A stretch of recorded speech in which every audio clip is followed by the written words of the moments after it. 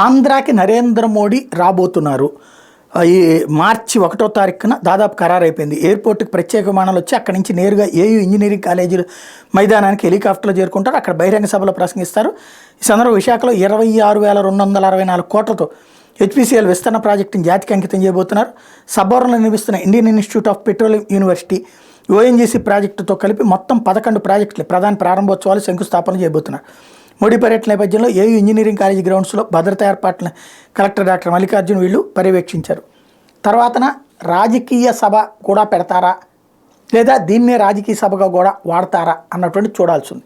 ఓవరాల్గా ఎలక్షన్స్ ముందు ఇప్పటిదాకా చేసిన వాటిని చెప్పుకోవడానికి భారతీయ జనతా పార్టీ ఒక పక్కన వికసిత్ భారత్ యాత్ర అని చేస్తోంది గ్రౌండ్ లెవెల్లో.